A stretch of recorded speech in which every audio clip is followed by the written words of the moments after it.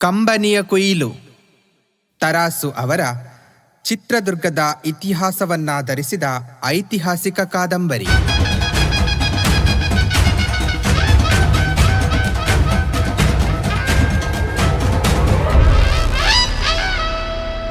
ಅಧ್ಯಾಯ 3. ದುರ್ಗದ ಪಟ್ಟ ಕಟ್ಟುವ ಬಗೆಗೆ ದೇಸಣ್ಣ ಮುದ್ದಣ್ಣರ ಮಾತಿನ ಚಕಮಕಿ. ನಾಯಕರ ಶವ ಸಂಸ್ಕಾರವನ್ನು, ನಾಗತಿಯರ ಸಹಗಮನದ ಅಪೂರ್ವ ಭವ್ಯ ದೃಶ್ಯವನ್ನು ನೋಡಲೆಂದು ಜನ ಮೂಲೆ ಮೂಲೆಯಿಂದಲೂ ಕಿಕ್ಕಿರಿದಿತ್ತು. ಅದು ಕಳೆದು 4-6 ದಿನಗಳಾದರೂ ಜನರ ಬಾಯಲ್ಲಿ ಆ ಮಾತನ್ನುಳಿದು ಬೇರೆಯ ಮಾತೇ ಇಲ್ಲ. ತಾವು ಕಂಡದ್ದು, ತಾವು ಕಾಣದೆ ಬೇರೆಯವರು ಹೇಳಿದ್ದು, ಹಾಗೆ ಹೇಳಿ ಕೇಳಿದ್ದಕ್ಕೆ ತಮ್ಮ ಊಹೆ ಬಣ್ಣ ಕಟ್ಟಿದ್ದನ್ನು ಎಷ್ಟು ವರ್ಣಿಸಿ ಹೇಳಿದರೂ ಯಾರಿಗೂ ತೃಪ್ತಿಯಿಲ್ಲ. ದೇವಾಲಯಗಳ ಬಳಿ, ನೀರಿನ ಹೊಂಡದ ಬಳಿ, ತೋಪುಗಳಲ್ಲಿ, ಕೋಟೆ ಪೇಟೆಯಲ್ಲಿ ಎಲ್ಲೆಡೆಯಲ್ಲೂ ಇದೇ ಮಾತೆ. ನಾಗತಿಯರ ಸೌಂದರ್ಯ, ಅವರ ವಸ್ತ್ರಾಭರಣಗಳ ವೈಭವ, ಅವರ ಸತೀತ್ವದ ಸಾಹಸ ನಡೆದು 4 ದಿನಗಳು ಕಳೆಯುವಷ್ಟರಲ್ಲೇ ದಂತಕಥೆಗಳ ಸ್ವರೂಪ ಪಡೆಯುವಷ್ಟು ಚರ್ಚಿತವಾಗಿದ್ದುವು. ಆದರೆ ಈ ಎಲ್ಲ ಮಾತು ಆಡುವಾಗ ಒಂದು ಮಾತು ಬಂದಾಗ ಮಾತ್ರ ಜನರ ಬಾಯಿ ಕಟ್ಟಿದಂತಾಗಿತ್ತು. ನಾಯಕರ 30 ಮಂದಿ ನಾಗತಿಯರಲ್ಲಿ ಉಳಿದವರೆಲ್ಲರೂ ಸಹಗಮನ ಮಾಡಿದರೂ ವಯಸ್ಸಿನಲ್ಲಿ ಅವರೆಲ್ಲರಿಗಿಂತಲೂ ಹಿರಿಯಳಾಗಿ ಎಲ್ಲರಿಗೂ ಮೊದಲು ನಾಯಕರ ಚಿತೆಯೇರಬೇಕಾಗಿದ್ದ ಹಿರಿಯ ನಾಗತಿ ಮಾತ್ರ ಸಹಗಮನ ಮಾಡದೆ ಉಳಿದಿದ್ದಳು. ಏಕೆ? ಈ ಪ್ರಶ್ನೆ 100 ನಾಲಗೆಗಳ ಮೇಲಾಡಿ 100 ಮಿದುಳುಗಳನ್ನು ಕಲಕಿ ಅಷ್ಟೇ ಬಗೆಯ ಉತ್ತರಗಳಿಗೆ ಕಾರಣವಾಗಿತ್ತು. ಸರಿಯಾದ ಕಾರಣ ತಿಳಿಯದಿದ್ದರೂ ಎಲ್ಲರೂ ಸರಿಯಾದ ಕಾರಣ ತಮಗೊಬ್ಬರಿಗೆ ತಿಳಿದಂತೆ ಮಾತನಾಡುವರು. ಅವರಲ್ಲೂ ಕೊಂಚ ಅರಮನೆಯ ಸಂಬಂಧವಿದ್ದವರು ತಾವು ಎಲ್ಲವನ್ನೂ ಬಲ್ಲವರಂತೆಯೇ ಗಂಭೀರವಾಗಿ ಉತ್ತರ ಕೊಡುವಾಗ ಅವರ ಮಾತಿನಲ್ಲಿ ಸಂದೇಹ ಪಡಲು ಕಾರಣವೇ ಇಲ್ಲವೆಂದು ತೋರಿದರೂ ಮರುಗಳಿಗೆಯೇ ಬೇರೊಬ್ಬರು ಹೇಳಿದುದನ್ನು ಕೇಳಿದಾಗ ಮತ್ತೆ ಸಂದೇಹ ಮೈತಾಳುವುದು.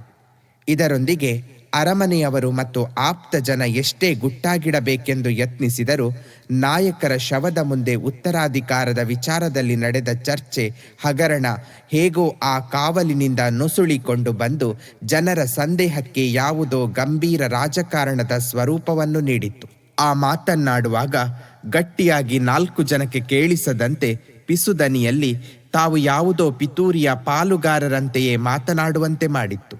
ಕಿರಿಯ ನಾಗತಿ ಗೌರವ್ವ ತನ್ನ ತಮ್ಮನಿಗೆ ಪಟ್ಟವಾಗುವಂತೆ ಹಠ ಹಿಡಿದರಂತೆ. ಹಿರಿಯ ನಾಗತಿ ಅದು ಕೂಡದು, ನಾಯಕರ ಅಣ್ಣನ ಮಕ್ಕಳಿಗೆ ಪಟ್ಟವಾಗಬೇಕು ಎಂದು ವಾದ ಹೂಡಿದರಂತೆ. ತಾವು ಸಹಗಮನ ಮಾಡಿದರೆ ಕಿರಿಯ ನಾಗತಿಯ ಕಡೆಯವರು ಎಲ್ಲಿ ಹಠ ಸಾಧಿಸಿ ಕಿರಿಯ ನಾಗತಿಯ ತಮ್ಮನಿಗೆ ಪಟ್ಟ ಕಟ್ಟುವರೋ ಎಂದು ಹೆದರಿ ಅವರು ಸಹಗಮನ ಮಾಡಲು ಹಿಂಜರಿದರಂತೆ ಎಂದು ಒಬ್ಬ ಹೇಳಿದರೆ, ಮತ್ತೊಬ್ಬ ಹಾಗಲ್ಲ, ಇರುವ ವಿಚಾರ ನಾ ಬಲ್ಲೆ.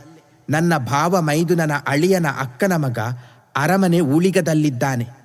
ಅವನು ಹೇಳಿದನಂತೆ, ಹಿರಿಯ ನಾಗತಿ ಸಹಗಮನ ಮಾಡಿದರೆ ತಾನು ಉಳಿದುಕೊಂಡು ತನ್ನ ತಮ್ಮ ಪರ ಕೆಲಸ ಮಾಡಬೇಕೆಂದು ಕಿರಿಯ ನಾಗತಿ ಯೋಚಿಸಿದ್ದಳಂತೆ. ಆದರೆ ದಕ್ಕಲಿಲ್ಲ. ಕಡೆಗಳಿಗೆಯಲ್ಲಿ ಹಿರಿಯ ನಾಗತಿ ತಾನು ಸಹಗಮನ ಮಾಡುವುದಿಲ್ಲ ಎಂದು ಹೇಳಿದರಂತೆ. ನಾಯಕರು ಇದ್ದಷ್ಟು ದಿನ ಅವರು ಬೇರೆ ನಾಗತಿಯರಿಗೆ ವಶವಾಗಿ ಇವರನ್ನು ಉರಿಸಿದರಂತೆ. ಅದಕ್ಕೆ ಈಗ ಹೇಗೋ ರಾಜ್ಯಕ್ಕೆ ಉತ್ತರಾಧಿಕಾರಿಗಳಿಲ್ಲದಿರುವುದರಿಂದ ತಾವು ಅಷ್ಟು ಕಾಲ ರಾಜ್ಯಭಾರ ಮಾಡಬಹುದು ಎಂದು ಹಿರಿಯ ನಾಗತಿ ಲೆಕ್ಕ ಹಾಕಿದರಂತೆ ಎಂದು ಹೇಳುವನು. ಸರಿ ಸರಿ, ಗಂಡು ಮೆಟ್ಟನ್ನು ಹೆಣ್ಣು ಆಳಿದ ಹಾಗೆ ಆಯಿತು. ಅದೆಲ್ಲ ಅಲ್ಲ ಕಣಯ್ಯ ಕಾರಣ. ಹೇಗೂ ಈಗ ನಾಯಕರ ಬಳಿಕ ಸಿಂಹಾಸನಕ್ಕೆ ಯಾರೂ ದಿಕ್ಕು ಎಂದು ಗೊತ್ತಾಗಿಲ್ಲ. ಮುಂದೆ ನಾಯಕನಾದರೆ ಲಿಂಗಣ್ಣ ನಾಯಕರಾಗಬೇಕು, ಇಲ್ಲ ಓಬಣ್ಣ ನಾಯಕರಾಗಬೇಕು. ಆದರೆ ಅವರಿಬ್ಬರಲ್ಲೂ ನಾನು ತಾನು ಎಂದು ಜಗಳ ಹುಟ್ಟಿರುವುದರಿಂದ ಅವರಿಬ್ಬರ ಜಗಳವನ್ನು ತಾನು ಲಾಭ ಮಾಡಿಕೊಂಡು ತಮ್ಮ ಕಡೆಯವನೊಬ್ಬನನ್ನು ಪಟ್ಟಕ್ಕೆ ತರಲು ಹಂಚಿಕೆ ಮಾಡಿದ್ದಾರಂತೆ ಹಿರಿಯ ನಾಗತಿ. 2 ದಿನ ಕಾದು ನೋಡು, ನಾನು ಹೇಳಿದ್ದು ನಿಜವಾಗುತ್ತದೆಯೋ ಇಲ್ಲವೋ ಎಂದು 3ನೆಯವನೊಬ್ಬ ತನಗೊಬ್ಬನಿಗೆ ಖಚಿತವಾದ ವಿಚಾರ ಗೊತ್ತಿದ್ದಂತೆ ಹೇಳುವನು. ಅಲ್ಲ, 3 ಲೋಕವಾಳುವಂತ ಗಂಡನೇ ಹೋದ, ಇನ್ನು ಮತ್ತೆ ಯಾವ ಸ್ವರ್ಗ ಸುಖ ಇಲ್ಲಿ ಉಣ್ಣುತ್ತೇನಂತ ಉಳಿದುಕೊಂಡಳು ಈ ಮುದಿಗೊರಡು ಎಂದು ಕೆಲವರು ಸಹಗಮನ ಮಾಡದೆ ಉಳಿದುಕೊಂಡ ನಾಗತಿಯನ್ನು ನಿಂದಿಸಿದರೆ, ಮತ್ತೆ ಕೆಲವರು ಆಕೆ ಉಳಿದುಕೊಂಡಿದ್ದೇ ಸರಿಯಾಯಿತು, ಇಲ್ಲದೆ ಹೋದಲ್ಲಿ ಮಾತನಾಡುವ ಹಿರಿಯರೇ ಇಲ್ಲದೆ ಅರಮನೆಯಲ್ಲಿ ತಲೆ ತಲೆಗೂ ಪಾಳೆಯ ಪಟ್ಟಾಗಿ ಅನಾಯಕತ್ವವಾಗುತ್ತಿತ್ತು. ಈಗ ಆಕೆ ಇರುವುದರಿಂದ ಯಾರು ಸ್ವೇಚ್ಛೆಯಾಗಿ ನಡೆಯುವಂತಿಲ್ಲ ಎಂದು ನಾಗತಿಯ ನಡೆಯನ್ನು ಸಮರ್ಥಿಸುವರು. ಒಮ್ಮೊಮ್ಮೆ ಈ ಚರ್ಚೆ ರಾಜಕಾರಣದ ಜಾಡನ್ನು ಬಿಟ್ಟು ಪತಿಯೊಂದಿಗೆ ಸಹಗಮನ ಮಾಡಿದ ನಾಗತಿಯ ಚಾರಿತ್ರ್ಯದಲ್ಲಿ ಕಲಂಕವನ್ನು ಕಾಣುವ ಕವಲುದಾರಿ ಹಿಡಿಯುವುದು. ನಾಯಕರಿದ್ದಷ್ಟು ದಿನ ನಾಗತಿಗೆ ಬೇಲಿ ಹಾಕಿದಂತಾಗಿತ್ತು. ಈಗ ನಾಯಕರೂ ಇಲ್ಲ, ಸಂದೇಹ ಪಡುವ ಸವತಿಯರೂ ಇಲ್ಲ, ಮನಬಂದ ಹಾಗೆ ಇರಬಹುದು ಎಂದು ಕೊಂಕು ಮಾತನ್ನು ಕೆಲವರು ನುಡಿದರೆ, ಮತ್ತೆ ಕೆಲವರು ಮಾಡಿದವರ ಪಾಪ ಆಡಿದವರ ಬಾಯಲ್ಲಿ ಅಂತ. ಯಾರ ಚಿಂತೆ ನಮಗೇಕೆ, ಅವರ ಧರ್ಮಕರ್ಮ ಅವರಿಗೇ ಇರಲಿ ಎಂದು ತಟಸ್ಥವಾಗಿದ್ದು ಆ ಆರೋಪವನ್ನು ಸಮರ್ಥಿಸುವರು ಮತ್ತೆ ಕೆಲವರು. ಹೀಗಾಗಿ ನೂರಾರು ಜನ ನೂರಾರು ಬಗೆಯ ಅಭಿಪ್ರಾಯ. ಆನೆಯನ್ನು ಕಾಣದ ಕುರುಡರು ಒಬ್ಬೊಬ್ಬರು ತಾವು ಕಾಣದ ಆನೆ ಹಾಗಿದೆ ಹೀಗಿದೆ ಎಂದು ವರ್ಣಿಸಿದಂತೆ ಒಬ್ಬೊಬ್ಬರು ಒಂದೊಂದು ಬಗೆಯಲ್ಲಿ ಆಡಿಕೊಳ್ಳುವರು. ಅಂತೂ ಹಿರಿಯ ನಾಗತಿ ಸಹಗಮನ ಮಾಡದೆ ಉಳಿದದ್ದು ಎಲ್ಲರಿಗೂ ಸಮಸ್ಯೆಯಾಗಿದೆ. ರಾಜಕಾರಣದ ನೇರವಾದ ಸಂಪರ್ಕವಿಟ್ಟುಕೊಳ್ಳದ ಜನಕ್ಕೆ ಈ ಸಮಸ್ಯೆ ಇಷ್ಟು ಚಿಂತನೆಗೆ ಕಾರಣವಾಗಿದ್ದರೆ, ರಾಜಕಾರಣದ ಸೂತ್ರಧಾರಿಗಳಿಗೆ ಇದು ಮತ್ತಷ್ಟು ತೊಡಕಾಗಿದೆ. ಅವರೆಲ್ಲರ ಪಾಲಿಗೂ ದಾಳ ತಾವಾದರೂ ಕನಸು ಮನಸ್ಸಿನಲ್ಲಿಯೂ ಊಹಿಸದ ಗರವನ್ನು ಉರುಳಿಸಿದಂತಾಗಿ ಎಲ್ಲರೂ ತಬ್ಬಿಬ್ಬಾಗಿದ್ದಾರೆ. ಅನಿರೀಕ್ಷಿತವಾಗಿ ಉದ್ಭವಿಸಿದ ಈ ಸಮಸ್ಯೆ ಉಳಿದವರಿಗಿಂತಲೂ ಹೆಚ್ಚಾಗಿ ದಳವಾಯಿ ದೇಸಣ್ಣನ ತಲೆಯನ್ನು ತಿನ್ನುತ್ತಿತ್ತು. ಇದನ್ನು ಚರ್ಚಿಸಲೆಂದೇ ಉಳಿದ ದಳವಾಯಿಗಳನ್ನು ಕರೆ ಕಳುಹಿಸಿದ ದೇಸಣ್ಣ ತನ್ನ ಮನೆಯ ಮೇಲುಪ್ಪರಿಗೆಯ ಹಜಾರದಲ್ಲಿ ಅತ್ತಿಂದಿತ್ತ ಇತ್ತಿಂದತ್ತ ಶತಪಥ ಹಾಕುತ್ತಿದ್ದ. ಆತನ ಬಿಗಿದ ಮುಖಮುದ್ರೆ, ಹೆಣೆದುಕೊಂಡ ದಟ್ಟವಾದ ಹುಬ್ಬು, ತುಟಿಗಳ ನಡುವೆ ಸಿಕ್ಕ ಗಂಡು ಮೀಸೆ ಆತನ ಚಿತ್ತದ ಕ್ಷೋಭೆಗೆ ಪ್ರತ್ಯಕ್ಷ ಸಾಕ್ಷಿಗಳಂತಿದ್ದವು.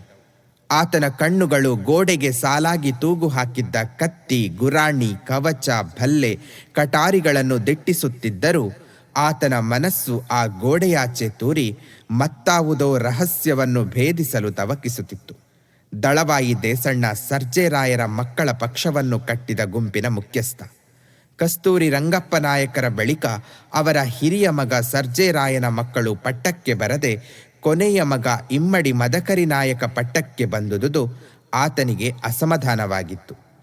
ಅದಕ್ಕೂ ಹೆಚ್ಚಾಗಿ ಇಮ್ಮಡಿ ಮದಕರಿ ನಾಯಕರನ್ನು ಪಟ್ಟಕ್ಕೆ ತರುವಾಗ ಮಂತ್ರಿಮಂಡಲದವರು ಸೇನಾ ಮುಖ್ಯಸ್ಥನಾದ ತನ್ನನ್ನು ಒಂದು ಮಾತೂ ಕೇಳದೆ ತಾವೇ ಸರ್ವ ಸ್ವತಂತ್ರ ವಹಿಸಿ ಎಲ್ಲ ಕಾರ್ಯವನ್ನು ನಡೆಸಿದುದು ಅಸಮಾಧಾನಕ್ಕೆ ಆಜ್ಯಾಹುತಿಯನ್ನು ನೀಡಿತ್ತು.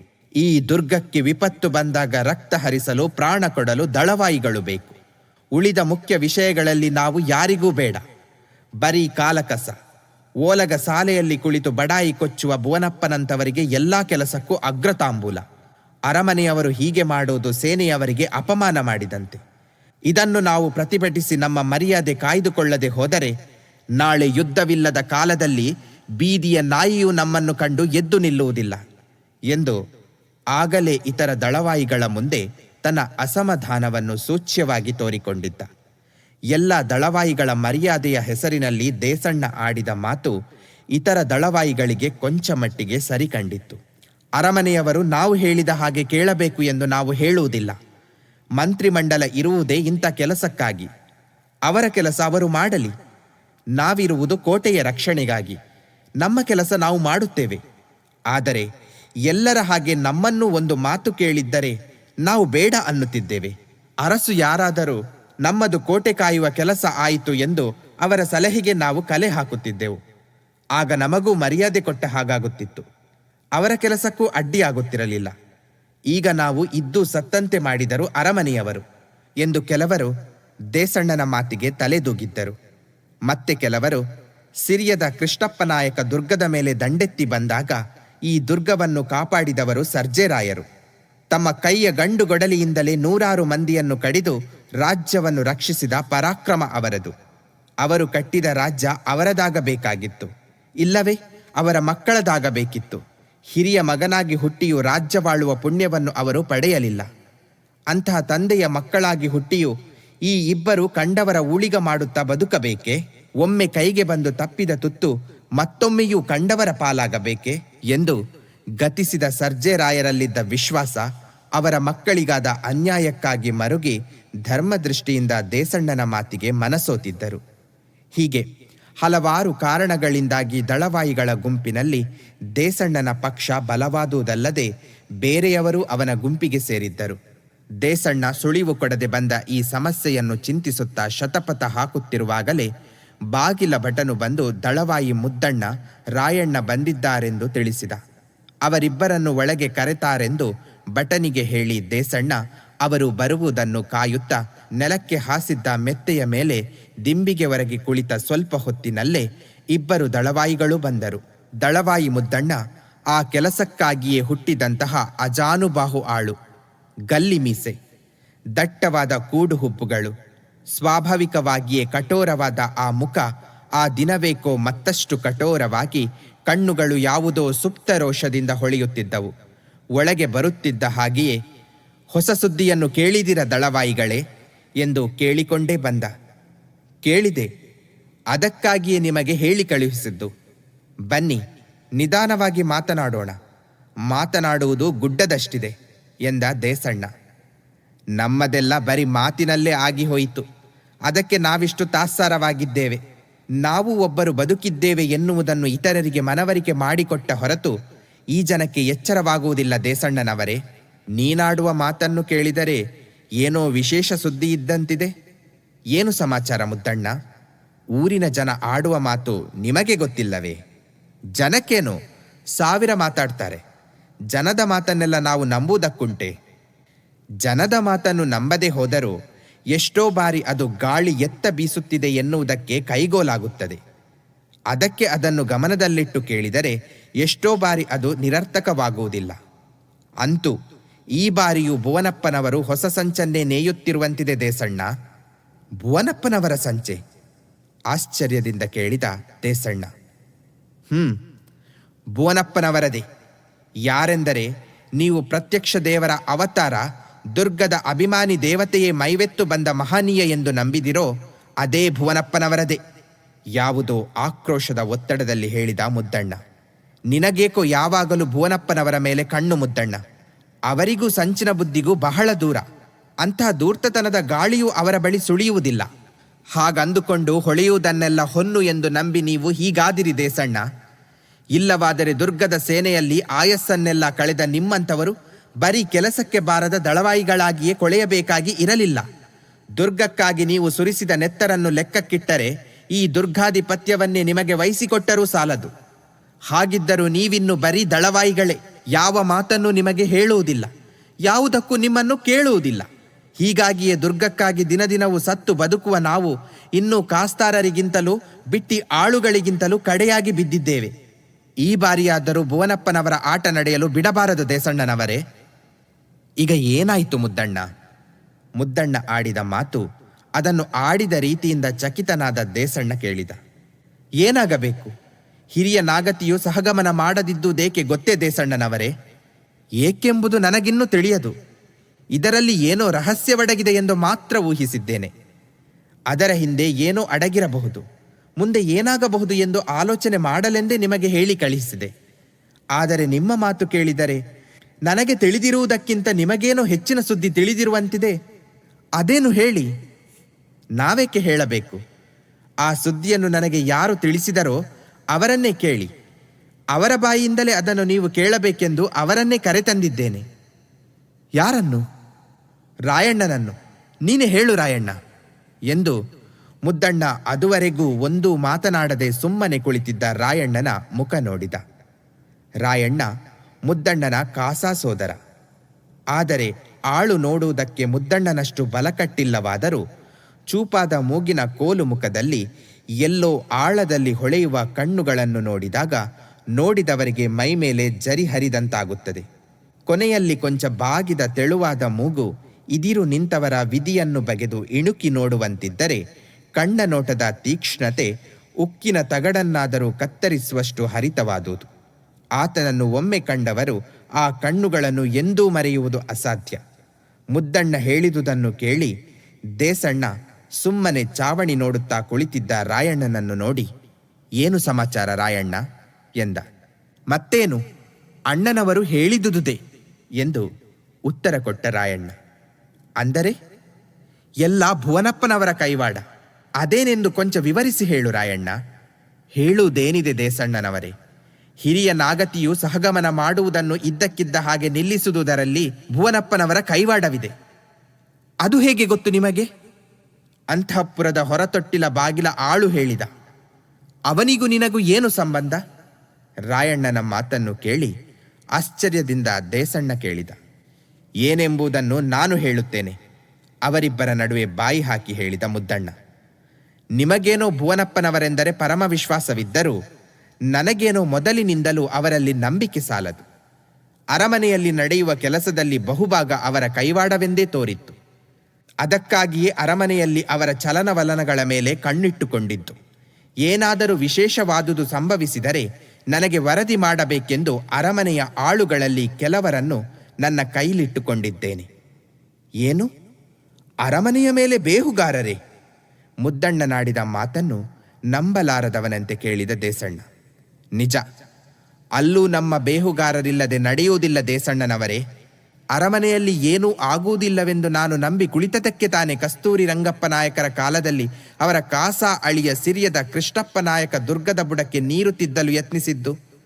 ಆಗ ಅರಮನೆಯ ಒಳಗಿನವರ ಪಿತೂರಿಯಿಂದಲೇ ದುರ್ಗ ಮುಳುಗುವ ಪರಿಸ್ಥಿತಿ ಬಂದಿತ್ತು. ಏನೋ ದುರ್ಗದ ಪುಣ್ಯ ಚೆನ್ನಾಗಿತ್ತು.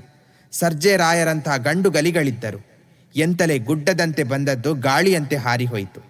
ಅಂದಿನಿಂದಲೂ ನಾನು ಹೊರಗಿನವರ ಮೇಲೆ ಕಣ್ಣಿಟ್ಟಿರುವುದು ಎಷ್ಟು ಅವಶ್ಯಕವೋ ಅಷ್ಟೇ ಮಟ್ಟಿಗೆ ಅರಮನೆಯ ಒಳಗೆ ಏನು ನಡೆಯುತ್ತದೆ ಎಂಬುದನ್ನು ತಿಳಿದುಕೊಂಡಿರಬೇಕಾದುದು ಅಗತ್ಯವೆಂದು ತಿಳಿದುಕೊಂಡು ಅಲ್ಲಿ ಕೆಲವರನ್ನು ನನ್ನ ಕೈಯೊಳಗೆ ಇಟ್ಟುಕೊಂಡಿದ್ದೇನೆ.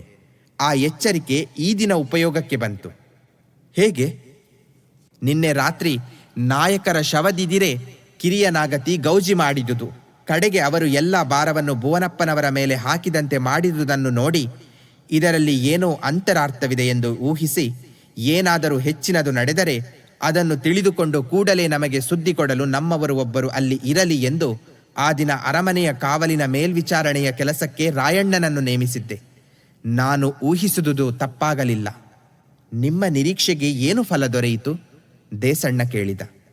ಸರಿಯಾದ ಫಲವೇ ದೊರೆಯಿತು. ಅದೇನೆಂಬುದನ್ನು ನೀನೇ ಹೇಳು ರಾಯಣ್ಣ. ಮುದ್ದಣ್ಣ ರಾಯಣ್ಣನತ್ತ ನೋಡಿ ಹೇಳಿದ. ಆ ದಿನ ರಾತ್ರಿ ಅಷ್ಟು ನಡೆಯಿತಲ್ಲ. ಮರುದಿನದ ಬೆಳಿಗ್ಗೆಯೇ ಗೌರವ್ವ ನಾಗತಿಯು ತಮ್ಮ ಸಜ್ಜೆಯ ದಾಸಿಯನ್ನು ಕಳಿಸಿ ಭುವನಪ್ಪನವರನ್ನು ಕರೆಸಿಕೊಂಡರು. ಬಹಳ ಹೊತ್ತು ಅವರಿಬ್ಬರಿಗೂ ಏನೋ ಮಾತುಕತೆ ನಡೆಯಿತು. ಏನು ನಡೆಯಿತೆಂಬುದೇನಾದರೂ ತಿಳಿಯಿತೆ? ಉಕ್ಕಿ ಬಂದ ಕುತೂಹಲವನ್ನು ಹತ್ತಿಕ್ಕಲಾರದೆಯೇ ದೇಸಣ್ಣ ಕೇಳಿದ. ತಿಳಿಯುವುದಕ್ಕೆ ಅಸಾಧ್ಯವಾದಷ್ಟು ರಹಸ್ಯವಾಗಿತ್ತು ಮಾತುಕತೆ. ಅಲ್ಲಿ ಮಾತುಕತೆಗಳನ್ನು ಮುಗಿಸಿಕೊಂಡವರೇ ಭುವನಪ್ಪನವರು ಅಲ್ಲಿಂದ ನೇರವಾಗಿ ಹಿರಿಯ ನಾಗತಿಯರ ಅಂತಃಪುರಕ್ಕೆ ಹೋದರು. ಅವರು ಅಲ್ಲಿಗೆ ಹೋದಾಗ ಹಿರಿಯ ನಾಗತಿಯರು ಸಹಗಮನಕ್ಕೆ ಎಲ್ಲ ಸಿದ್ಧತೆಗಳನ್ನು ಮಾಡಿಕೊಂಡು ಪುರೋಹಿತರನ್ನು ಬಿಟ್ಟು ಬೇರೆ ಯಾರನ್ನೂ ಒಳಗೆ ಬಿಡಬಾರದೆಂಬ ಕಟ್ಟಪ್ಪಣೆ ಮಾಡಿ ಪೂಜಾಗೃಹದಲ್ಲಿದ್ದರು. ಭುವನಪ್ಪನವರು ಅಲ್ಲಿಗೆ ಹೋಗಿ ನಾಗತಿಯವರನ್ನು ನೋಡಿದರಂತೆ. ಅಲ್ಲಿಯೂ ಬಹಳ ಹೊತ್ತು ಮಾತುಕತೆಯಾಯಿತಂತೆ. ಆ ಮಾತುಗಳಾದ ಮೇಲೆ ಹಿರಿಯ ನಾಗತಿಯರು ಸಹಗಮನ ಮಾಡುವುದಿಲ್ಲವೆಂದು ನಿಶ್ಚಯಿಸಿದ್ದು. ರಾಯಣ್ಣ ಹೇಳಿದ ಮಾತನ್ನು ಕೇಳಿ ಗಳಿಗೆ ಗಳಿಗೆಗೂ ದೇಸಣ್ಣನಿಗೆ ಆಶ್ಚರ್ಯ ಹೆಚ್ಚಾಗುತ್ತಿತ್ತು. ರಾಯಣ್ಣ ಹೇಳಿದುದೆಲ್ಲವನ್ನು ಕೇಳಿ ಕೇಳಿದ ಮಾತನ್ನು ಮೆಲುಕು ಹಾಕುವಂತೆ ಸ್ವಲ್ಪ ಹೊತ್ತು ಸುಮ್ಮನಿದ್ದು ಬಳಿಕ ಹೇಳಿದ. ಭುವನಪ್ಪನವರು ಇಷ್ಟು ಆಳದ ಮನುಷ್ಯರೆಂದು ನಾನು ತಿಳಿದಿರಲಿಲ್ಲ ಮುದ್ದಣ್ಣ. ನಾನಾಗಲೇ ಹೇಳಿರಲಿಲ್ಲವೇ, ಬೆಳ್ಳಗಿದ್ದುದೆಲ್ಲ ಹಾಲು, ಕಾವಿಯುಟ್ಟವರೆಲ್ಲ ಸನ್ಯಾಸಿಗಳು ಎಂದು ನಂಬುವ ಸ್ವಭಾವ ನಿಮ್ಮದು ದೇಸಣ್ಣ. ಅಸಹನೆಯಿಂದ ಕೈ ಬೆರಳ ಗಂಟನ್ನು ಚಿಟಕೆ ಮುರಿಯುತ್ತಾ ಮುದ್ದಣ್ಣ ಹೇಳಿದ. ಈಗಲಾದರೂ ಅವರ ವಿಷಯದಲ್ಲಿ 4 ಕಣ್ಣಾಗಿರುವುದು ಮೇಲು. ನಿಮ್ಮ ಮಾತನ್ನು ಕೇಳಿದರೆ ನನಗೂ ಹಾಗೆ ಅನಿಸುತ್ತದೆ. ಅದಿರಲಿ ಮುದ್ದಣ್ಣ, ಈ ಮಾತುಗಳ ರಹಸ್ಯ ಏನಿರಬಹುದು? ಇದ್ದಕ್ಕಿದ್ದ ಹಾಗೆ ಓಬವ್ವ ನಾಗತಿಯರು ಸಹಗಮನ ಮಾಡದೆ ನಿಂತದ್ದೇಕೆ? ಗೌರವ ನಾಗತಿಯರು ಸಹಗಮನ ಮಾಡದೆ ಉಳಿದುಕೊಂಡಿದ್ದರೆ ಅದು ತಮ್ಮನನ್ನು ಪಟ್ಟಕ್ಕೆ ತರುವ ಅಂದಾಜು ಎಂದು ತಟಕ್ಕನೆ ಊಹಿಸಬಹುದಾಗಿತ್ತು. ಆ ರಾತ್ರಿ ಅವರು ಮಾತನಾಡಿದ ರೀತಿಯನ್ನು ನೋಡಿದರೆ ಅವರು ಸಹಗಮನ ಮಾಡಲಿಕ್ಕಿಲ್ಲ, ಹೇಗಾದರೂ ತಮ್ಮನನ್ನು ಪಟ್ಟಕ್ಕೆ ತರುವ ಪಟ್ಟು ಹಿಡಿದು ಬದುಕಬಹುದು ಎಂದುಕೊಂಡಿದ್ದೆ. ಆದರೆ ಅವರು ಸಹಗಮನ ಮಾಡಿ ಇವರು ಸಹಗಮನ ಮಾಡುವುದೇ ನಿಶ್ಚಯ ಎಂದುಕೊಂಡಿದ್ದ ಹಿರಿಯ ನಾಗತಿ ಉಳಿದುಕೊಂಡರು.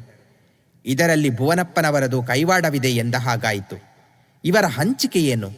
ಈ ಇಬ್ಬರು ಸೇರಿ ಮೂರನೆಯವರು ಯಾರನ್ನಾದರೂ ಪಟ್ಟಕ್ಕೆ ತರುವ ಯೋಚನೆ ಮಾಡುತ್ತಿರಬಹುದೇ? ಅದೇನೋ ನನಗೆ ತಿಳಿಯದು. ಆದರೆ ಏನೆಂದು ಖಂಡಿತ ತಿಳಿದುಕೊಳ್ಳಲೇಬೇಕು. ಹಿರಿಯ ನಾಗತಿಯರು ಯಾವ ಕಡೆ ಇರಬಹುದು ಮುದ್ದಣ್ಣ? ಹಾಗೆ ನೋಡಿದರೆ ಸರ್ಜೇರಾಯರ ಮಕ್ಕಳ ಕಡೆಯೇ ಇರುವಂತಿದೆ. ಆ ರಾತ್ರಿ ನಾಯಕರ ಶವದ ಇದಿರೇ ಗೌರವ ನಾಗತಿಯರು ಮಾಡಿದ ಹಗರಣ ಸಹನವಾಗದೆ ಉಳಿದ ನಾಗತಿಯರೊಂದಿಗೆ ಎದ್ದು ಹೋಗಿದ್ದರು. ಕಡೆಗಾಲಕ್ಕೆ ನಾಯಕರು ಗೌರವ ನಾಗತಿಯರ ಅಂತಃಪುರದಲ್ಲೇ ಕಾಲ ಹಾಕುತ್ತಿದ್ದುದು ಹಿರಿಯ ನಾಗತಿಯರ ಅಸಮಾಧಾನಕ್ಕೆ ಕಾರಣವಾಗಿತ್ತೆಂದು ನಾನು ಕೇಳಿದ್ದೇನೆ. ಮುದ್ದಣ್ಣ ಹೇಳಿದ. ನಿಜ, ನಾನು ಹಾಗೆ ಕೇಳಿದ್ದೇನೆ. ಹಿರಿಯ ನಾಗತಿಯರು ಅಡ್ಡವಾದರೆಂದೇ ನಾಯಕರು ಗೌರವ ನಾಗತಿಯ ತಮ್ಮನನ್ನು ದತ್ತು ತೆಗೆದುಕೊಳ್ಳುವುದು ನಿಂತಿತಂತೆ. ಅವರು ಹೂ ಎಂದಿದ್ದರೆ ಎಂದೋ ದತ್ತು ಸ್ವೀಕಾರದ ಶಾಸ್ತ್ರ ಮುಗಿಯುತ್ತಿತ್ತು. ಇದೆಲ್ಲ ನೋಡಿದರೆ ಓಬವ್ವ ನಾಗತಿಯರು ಸರ್ಜೇರಾಯರ ಮಕ್ಕಳ ಪರವಾಗಿಯೇ ಇರಬೇಕು. ನಿನ್ನ ಊಹೆ ಸರಿಯಾಗಿರಬೇಕು ಎನಿಸುತ್ತದೆ. ಹಾಗಿದ್ದರೆ ನಮಗೇನೋ ರೊಟ್ಟಿ ಜಾರಿ ತುಪ್ಪಕ್ಕೆ ಬಿದ್ದಂತೆ ಆಯಿತು. ಭುವನಪ್ಪನವರು ನಮಗೆ ವೈರಿಗಳು ಎಂದೇ ಆಯಿತು. ಅಲ್ಲೇ ನಾನು ನಿಮ್ಮ ಮಾತನ್ನು ಒಪ್ಪದೇ ಇರುವುದು. ಹಿರಿಯ ನಾಗತಿಯರು ಸುಮ್ಮನೆ ಸಹಗಮನವನ್ನು ನಿಲ್ಲಿಸಿದ್ದರೆ ಅದನ್ನು ನಾನು ಅಷ್ಟಾಗಿ ಯೋಚಿಸುತ್ತಿರಲಿಲ್ಲ. ವಾರಸುದಾರರಿಲ್ಲದ ರಾಜ್ಯಕ್ಕೆ ವಾರಸುದಾರರನ್ನು ಗೊತ್ತು ಮಾಡಲು ಅವರು ಉಳಿದರು ಎಂದುಕೊಂಡು ನಿಶ್ಚಿಂತೆಯಾಗುತ್ತಿದ್ದೆ. ಆದರೆ ಇವರ ಮಧ್ಯೆ ಭುವನಪ್ಪನವರ ನೆರಳು ಬಿದ್ದಿರುವುದೇ ನನಗೆ ಅನುಮಾನಕ್ಕೆ ಕಾರಣ. ಆ ರಾತ್ರಿ ಅವರು ಮಾತನಾಡಿದುದನ್ನು ಕೇಳಿದಿರಲ್ಲ? ಯಾವ ಮಾತು? ಕಿರಿಯ ನಾಗತಿ ನೀವು ಹೇಳಿ ಎಂದಾಗ ಆಡಿದುದು. ಭುವನಪ್ಪನವರು ನ್ಯಾಯಕ್ಕೆ ಕಟ್ಟು ಬಿದ್ದ ನೇರವಾದ ಮಾರ್ಗದವರಾಗಿದ್ದರೆ ನಾವು ಹೇಳಿದ ಮಾತಿಗೆ ಒಪ್ಪಿ ಲಿಂಗಣ್ಣ ನಾಯಕರೇ ನ್ಯಾಯವಾದ ವಾರಸುದಾರರು ಎನ್ನುತ್ತಿದ್ದರು. ಇಲ್ಲದಿದ್ದರೆ ಗೌರವ ನಾಗತಿಯು ಹೇಳಿದುದಾದರೂ ಸರಿ ಎನ್ನುತ್ತಿದ್ದರು. ಅವರು ಹಾಗೆ ಮಾಡದೆ ಉಭ ಶುಭ ಎನ್ನದೆ ಅಡ್ಡಗೋಡೆಯ ಮೇಲೆ ದೀಪವಿಟ್ಟಂತೆ ಮಾತಾಡಿ ನೀವು ಹೇಳಿದುದು ಸರಿ, ಅವರು ಹೇಳಿದುದು ಸರಿ, ಆಗಲಿ ನೋಡೋಣ ಎಂದು ಇಬ್ಬರಿಗೂ ಹಿರಿಯರಂತೆ ಮಾತನಾಡಿದುದರಲ್ಲಿ ಏನೋ ಮರ್ಮವಿದೆ. ಅದರ ಮೇಲೆ ಈ ಅವಸರದ ಭೇಟಿ, ರಹಸ್ಯದ ಮಾತುಕತೆ. ನೀವು ಏನೇ ಹೇಳಿ ದೇಸಣ್ಣನವರೇ, ನನಗಂತೂ ಇದರಲ್ಲಿ ಏನೋ ಅಡ್ಡವಾಸನೆ ಬರುತ್ತಿದೆ. ಅದೇನೆಂಬುದನ್ನು ಪತ್ತೆ ಹಚ್ಚಲೇಬೇಕು. ಹೇಗೆ ಪತ್ತೆ ಹಚ್ಚುವುದು? ನೀವು ನನಗೆ ಬಿಟ್ಟರೆ ಒಂದು ಗಳಿಗೆಯೊಳಗಾಗಿ ಪತ್ತೆ ಹಚ್ಚಬಲ್ಲೆ. ಹೇಗೆಂದರೆ ಮಂತ್ರಕ್ಕೆ ಮಾವಿನಕಾಯಿ ಉದುರುವುದಿಲ್ಲ ದೇಸಣ್ಣನವರೇ. ಕಲ್ಲು ಮಾತನಾಡಬೇಕೆಂದರೆ ಕೊಡತಿಯ ಪೆಟ್ಟು ಬೀಳಬೇಕು. ಕಠೋರತೆ ತುಂಬಿ ತುಳುಕುವ ಧ್ವನಿಯಲ್ಲಿ ಹೇಳಿದ ಮುದ್ದಣ್ಣ. ಛೆಛೆ, ನಿನ್ನ ವಿಷಯದಲ್ಲಿ ನನಗೆ ಅದೇ ಗಾಬರಿ ಮುದ್ದಣ್ಣ. ಮಾತೆತ್ತಿದರೆ ತಲೆ ಕತ್ತರಿಸು ಎಂದು ಕತ್ತಿಗೆ ಕೈ ಹಾಕುತ್ತೀಯ. ನನಗದು ಸರಿ ಬೀಳುವುದಿಲ್ಲ. ನಿಮ್ಮ ದಾರಿಯಲ್ಲೇ ಬಿದ್ದ ಮುಳ್ಳಿನ ಮೇಲೂ ಇಷ್ಟು ಕನಿಕರವೇ ದೇಸಣ್ಣ? ಸೇನೆಯಲ್ಲೇ ದುಡಿದು ಮುಪ್ಪಾಗಿಯೂ ಇನ್ನೂ ನಿಮ್ಮ ಹೃದಯ ಬಹಳ ಮೃದು. ಸೇನೆಯಲ್ಲಿರುವುದು, ಯುದ್ಧದಲ್ಲಿ ಕೊಲ್ಲುವುದು, ಅದು ಉಪ್ಪಿನ ಋಣ ತೀರಿಸುವ ಮಾತು. ಇಲ್ಲಿ ಅಂಥ ಶತ್ರುಗಳು ಯಾರೂ ನಮಗಿಲ್ಲ. ನನಗಿರುವ ದುಃಖವೆಲ್ಲ ಇಷ್ಟೇ. ನ್ಯಾಯ ಸಲ್ಲಬೇಕಾದ ಕಡೆ ಅನ್ಯಾಯವಾಗಬಾರದು. ದುರ್ಗಕ್ಕೆ ತಲೆ ಕೊಡಲು ಸಿದ್ಧರಾದ ನಮ್ಮನ್ನು ರಾಜ್ಯದ ವಿಷಯ ಬಂದಾಗ ಒಂದು ಮಾತು ಕೇಳಬೇಕು. ಅಂದರೆ ನಮ್ಮ ರಕ್ತಕ್ಕಷ್ಟೇ ಅಲ್ಲ, ಮಾತಿಗೂ ಬೆಲೆ ಇರಬೇಕು, ಬೆಲೆ ಕೊಡಬೇಕು. ಅರಮನೆಯವರೇ ಮಂತ್ರಿಗಳೇ ಸರ್ವಾಧಿಕಾರಿಗಳಾಗಿ ವರ್ತಿಸಬಾರದು ಎಂದು ಅಲ್ಲವೇ? ಹಾಗಲ್ಲ. ಅಂದರೆ ನಮ್ಮ ಮಾತಿನಂತೆಯೇ ಅರಮನೆ ಮಂತ್ರಿಮಂಡಲ ಕೇಳಬೇಕೆಂದು ನನ್ನ ಇಚ್ಛೆಯಲ್ಲ. ಹಾಗೆ ಕೇಳುವುದಕ್ಕೆ ನಾನು ಯಾರು? ಎಷ್ಟಾದರೂ ನಾವು ಸಂಬಳದವರು. ನಾವು ಸತ್ತರೆ ನಮ್ಮ ಮಕ್ಕಳಿಗೆ ಹಾಲು ಬೆಣ್ಣೆ ಕೊಡುವ ದನಿಗಳು ಅರಮನೆಯವರು. ಈ ರಾಜ್ಯ ನಾಯಕರಿಗೆ ಸಿದ್ಧರು ವರವಾಗಿ ಕೊಟ್ಟಿದ್ದು. ಇದನ್ನು ಯಾರಿಗೆ ಬೇಕಾದರೂ ಕೊಡಲಿ. ಧಣಿ ಎಂದು ಸಿಂಹಾಸನದ ಮೇಲೆ ಕುಳಿತವರ ಮಾತು ನಡೆಸಬೇಕಾದ ಕರ್ತವ್ಯ ನಮ್ಮದು. ನಿಷ್ಠೆಯಿಂದ ಅವರ ಸೇವೆ ಮಾಡುವ ಭಾರ ನಮ್ಮದು. ನಮ್ಮ ಕೊರಗು ಇಷ್ಟೇ. ನಾವು ಎಷ್ಟು ನಿಷ್ಠೆಯಿಂದ ಇವರ ಸೇವೆ ಮಾಡಿದರೂ ಇವರ ಅಂತರಂಗಕ್ಕೆ ನಮ್ಮನ್ನು ಸೇರಿಸುವುದಿಲ್ಲವಲ್ಲ ಎಂಬುದು. ದೇಸಣ್ಣ ತನ್ನೆದೆಯೊಳಗೆ ಬಹುಕಾಲದಿಂದಲೂ ಹುದುಗಿಟ್ಟುಕೊಂಡಿದ್ದ ಅಸಮಾಧಾನವನ್ನೆಲ್ಲ ತೋಡಿಕೊಳ್ಳುವವನಂತೆ ಹೇಳಿದ. ಅಳದ ಮಕ್ಕಳಿಗೆ ಹಾಲು ಹಾಕುವ ಪುಣ್ಯಾತಿಗಿತ್ತಿ ತಾಯಂದಿರನ್ನು ಇದುವರೆಗೂ ಈ ಲೋಕ ಕಂಡಿಲ್ಲ ದೇಸಣ್ಣನವರೇ. ನನಗೂ ಅದು ಗೊತ್ತು. ಅದಕ್ಕೆ ಅವತ್ತು ರಾತ್ರಿ ಸ್ವಲ್ಪ ಗಟ್ಟಿಯಾಗಿಯೇ ಮಾತನಾಡಿದೆ. ಗಟ್ಟಿಯಾಗಿ ಮಾತನಾಡಬೇಕು ನಿಜ. ಆದರೆ ಗಟ್ಟಿಯಾಗಿ ಮಾತನಾಡುವುದು ಎಂದರೆ ಏನೆಂಬುದರಲ್ಲೇ ನನಗೂ ನಿಮಗೂ ವ್ಯತ್ಯಾಸವಿರುವುದು. ಅಂದರೆ ಯಾರಿಗೆ ಯಾವ ರೀತಿಯ ಗಟ್ಟಿಯ ಮಾತು ಅರ್ಥವಾಗುತ್ತದೋ ಆ ರೀತಿಯಲ್ಲಿ ಮಾತನಾಡಬೇಕು. ಅಲ್ಲಿಗೂ ನಿನ್ನ ಮಾತು ನನಗೆ ಅರ್ಥವಾಗಲಿಲ್ಲ. ಇಷ್ಟೇ. ಬಾಯಿ ಮಾತು ನಡೆಯುವ ಕಡೆ ಬಾಯಿ ಮಾತು, ಕತ್ತಿಯ ಮಾತು ನಡೆಯುವ ಕಡೆ ಕತ್ತಿಯ ಮಾತು, ಅದು ಸರಿಯಾದ ರೀತಿ ಎಂದು ಅದುವರೆಗೆ ಸುಮ್ಮನಿದ್ದ ರಾಯಣ್ಣ ಮುದ್ದಣ್ಣನ ಮಾತಿಗೆ ತಾಳ ಹಾಕಿದ. ಅಂದರೆ ನಮ್ಮ ಮಾತು ಕೇಳದವರ ತಲೆ ಕತ್ತರಿಸಬೇಕೆಂದೇ? ಕತ್ತರಿಸಿದರೆ ತಪ್ಪೇ? ಮುದ್ದಣ್ಣ ಮರು ಸವಾಲು ಹಾಕಿದ. ತಪ್ಪೇ? ನಮ್ಮ ಮಾತು ಕೇಳದವರ ತಲೆಯನ್ನೆಲ್ಲ ಕತ್ತರಿಸುತ್ತೇವೆ ಎಂದರೆ ಅದಕ್ಕೆ ಕೊನೆಯಲ್ಲಿ? ಯುದ್ಧದಲ್ಲಂತೂ ಅದು ಅನಿವಾರ್ಯ. ಇಂಥ ಮಾತುಗಳಲ್ಲಿ ತಲೆ ಕತ್ತರಿಸುವ ಮಾತನಾಡುವುದು ರಕ್ತದ ಹುಚ್ಚು. ಅದರಿಂದ ಒಳಿತಾಗುವುದಿಲ್ಲ. ಆ ಮಾತು ತನ್ನ ನಿರ್ಧಾರ ಎಂಬಷ್ಟು ಖಚಿತವಾದ ಧ್ವನಿಯಲ್ಲಿ ಹೇಳಿದ ದೇಸಣ್ಣ. ನಿಮ್ಮ ಮಾತು ಸರಿ ದೇಸಣ್ಣನವರೇ, ನಾನು ಅದನ್ನು ಇಲ್ಲ ಎನ್ನುವುದಿಲ್ಲ. ಕತ್ತಿಯೇನು ಕಟುಕರ ಕೈಚೂರಿಯೇ? ಹಾಗಲ್ಲ ನಾನು ಹೇಳಿದುದು, ಯಾವುದೋ ಭಾವನೆಯನ್ನು ಹುದುಗಿಸುತ್ತಾ ಹೇಳಿದ ಮುದ್ದಣ್ಣ. ಮತ್ತೆ ಹೇಗೆ? ಈಗ ನ್ಯಾಯಕ್ಕಾಗಿ ತಾನೇ ನಾವು ಹೋರಾಡುತ್ತಿರುವುದು. ನಿಜ, ನಾವು ಇದೇ ನ್ಯಾಯ ಎಂದು ಹೇಳಿದರೆ ಅದು ನಡೆದರೆ ಸರಿ, ಇಲ್ಲವಾದರೆ ನ್ಯಾಯ ನಡೆಯುವಂತೆ ಮಾಡಬೇಕು. ಅಂದರೆ ನಮ್ಮ ಮಾತನ್ನು ಇದಿರು ಪಕ್ಷದವರು ಕೇಳುವಷ್ಟು ಮಟ್ಟಿಗೆ ನಮ್ಮ ಪಕ್ಷವನ್ನು ಬಲಪಡಿಸಬೇಕು. ಅದಕ್ಕೆ ನಾನು ಒಪ್ಪುತ್ತೇನೆ. ಹಾಗಿದ್ದರೆ ಈ ವಿಷಯದಲ್ಲಿ ನಮ್ಮಿಬ್ಬರದ್ದು ಏಕಾಭಿಪ್ರಾಯ ಎಂದ ಹಾಗಾಯಿತು. ಅಷ್ಟೇ, ನಮ್ಮಿಬ್ಬರದ್ದು ಏಕಾಭಿಪ್ರಾಯವೇ. ಸರಿ, ಹಾಗಾದರೆ ಈ ಬಾರಿ ಪಟ್ಟಕ್ಕೆ ವಾರಸುದಾರರನ್ನು ನೇಮಿಸುವಾಗ ಅನ್ಯಾಯವಾಗಬಾರದು ಎನ್ನುವುದಾದರೆ ಭುವನಪ್ಪನವರು ಏನೇ ಮಾಡಲಿ ಬಿಡಲಿ, ನಾವು ಮಾತ್ರ ನಮ್ಮ ಪಕ್ಷ ಬಿಗಿ ಮಾಡಿಕೊಳ್ಳಬೇಕು. ಸರಿಯೇ? ಅದಕ್ಕೆ ನಮ್ಮಲ್ಲಿ ಭಿನ್ನಾಭಿಪ್ರಾಯ ಬರದಂತೆ ಮೊದಲೇ ನಾವು ದಳವಾಯಿಗಳೆಲ್ಲ ಒಂದಾಗಿ ಸೇರಿ ನಮ್ಮೆಲ್ಲರದು ಒಂದೇ ಅಭಿಪ್ರಾಯ ಎಂದು ಸಾರಿ ಹೇಳುವಂತಾಗಬೇಕು. ಈ ಕೆಲಸವನ್ನು ನಾವು ಮಾಡಬೇಕು.